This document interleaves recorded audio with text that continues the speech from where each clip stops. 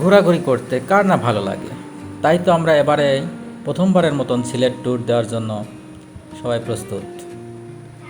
যথারীতি আমরা আমাদের রিয়েল কোচ যে গাড়িটা আছে সেই গাড়িতে টিকিট কাটলাম এবং আমাদের গন্তব্যস্থল সিলেটের স্পটগুলো দেখার জন্য আমাদের গন্তব্যস্থল সিলেট এবং সবকটি স্পট দেখার জন্য আমরা রেডি হলাম এবং গাড়িতে উঠলাম।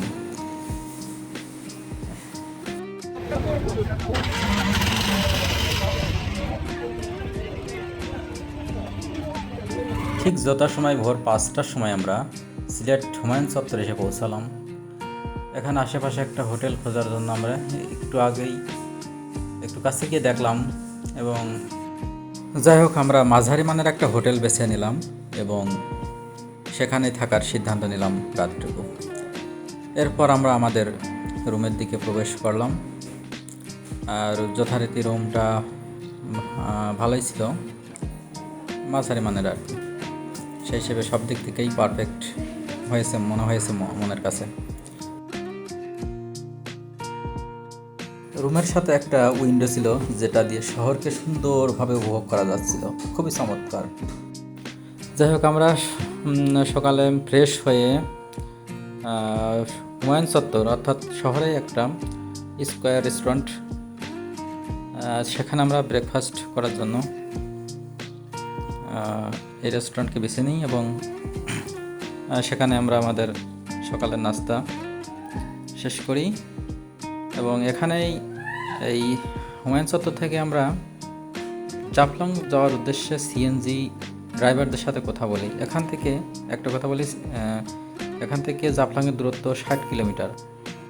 সিএনজির মধ্যে 6 জনের খুব কষ্ট হবে বিধায় আমরা একটা লেগুনা চয়েস করি এবং লেগুনা ড্রাইভারের সাথে আমাদের কথা হয়, আমাদের সবকটি স্পট তিনি সারাদিন ঘুরে ঘুরে দেখাবেন। সেই ক্ষেত্রে আমরা 2500 টাকা তার সাথে ডিল করি এবং শেষ পর্যন্ত আমরা লেগুনায় চড়ে আমরা আমাদের গন্তব্যস্থল আগে প্রথম জাফলং যাওয়ার উদ্দেশ্যে ড্রাইভার গাড়ি ছেড়ে দেয়।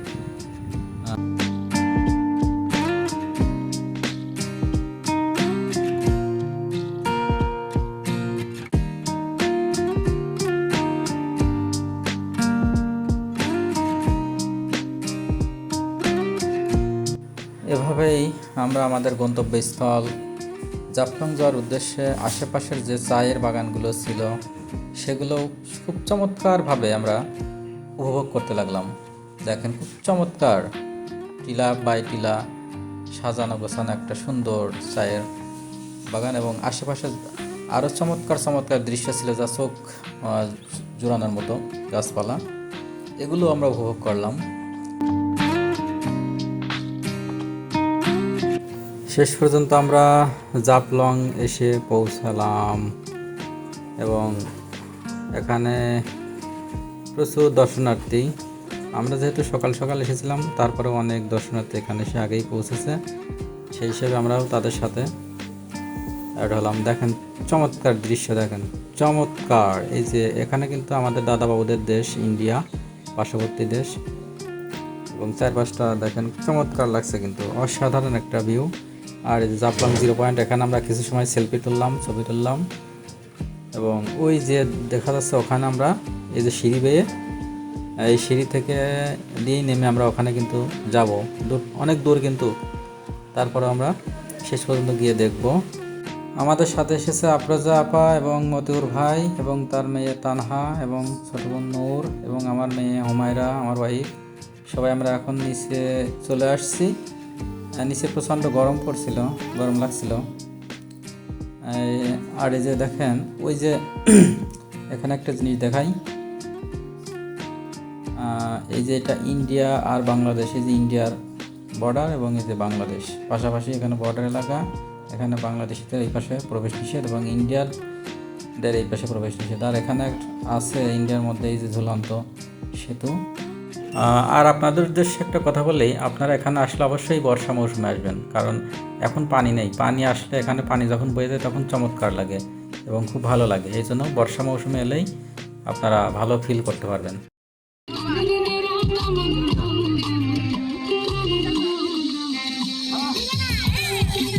এখানে একটা পিসি সেই ভাইরাল মেশিনের সাহায্যে ডান্স করছিল, সেটুকু আমি ভিডিও করলাম।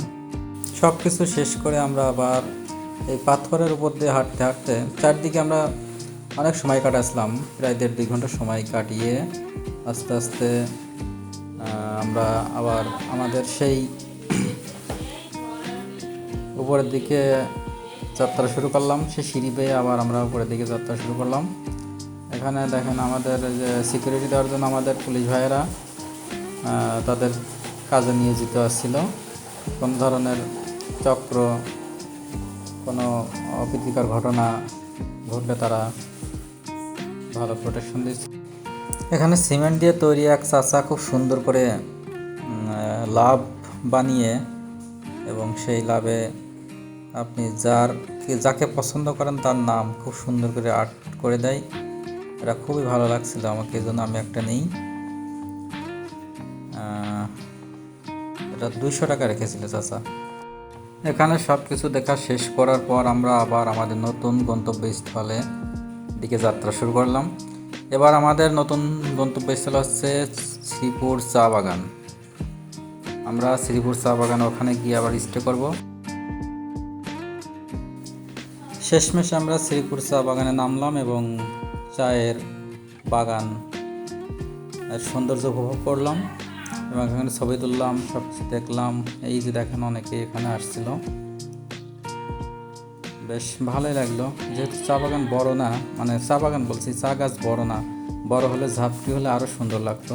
যেহেতু এখন এই সিজন না, গাছ আগেই কাটা পড়ছে, এই জন্য চা বাগানের সৌন্দর্য দেখার পরে, চা বাগান ঘোরাঘুরি করার পরে আমরা এবার আমাদের উদ্দেশ্য হচ্ছে লালাখাল। লালাখাল দেখার জন্য আমরা এখান থেকে একটা লঞ্চ 1650 টাকা দিয়ে ভাড়া করলাম। আমরা 6 জন ছিলাম, তো সেখান থেকে আমরা একটা লঞ্চ নিয়ে উদ্দেশ্য লালাখালের শেষ গন্তব্যস্থল পর্যন্ত আমরা ঘুরে আসব।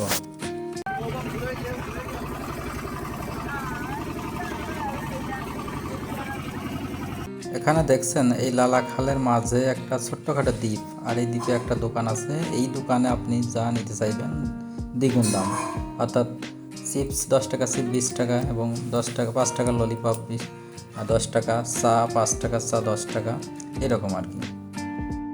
শেষ পর্যন্ত আমরা যেতে থাকলাম এবং চারিপাশের সৌন্দর্য উপভোগ করলাম। তবে একটা জিনিস কি, আমার কাছে লালাখাল খুব একটা ভালো লাগেনি।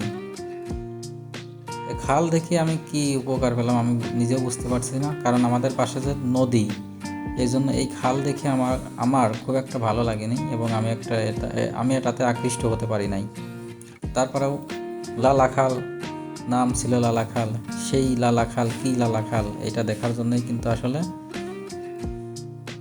উদ্দেশ্য নিয়ে 1650 টাকা দিয়ে একটা বোট ভাড়া করে কিন্তু আমরা এসেছি এখানে।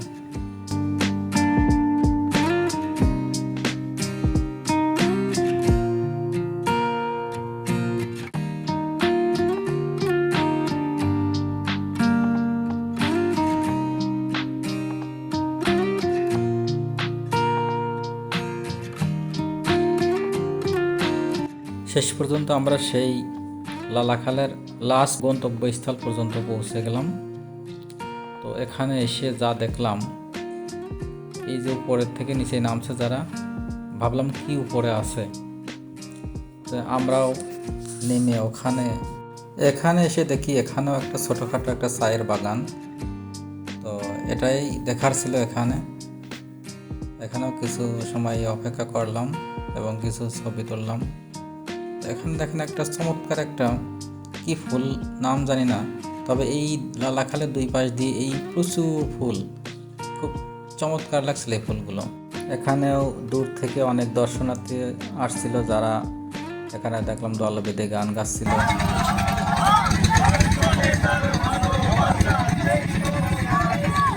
আমাদের আজকের দিনের সফর এই পর্যন্তই। সবাই ভালো থাকবেন, সুস্থ থাকবেন। আল্লাহ হাফেজ।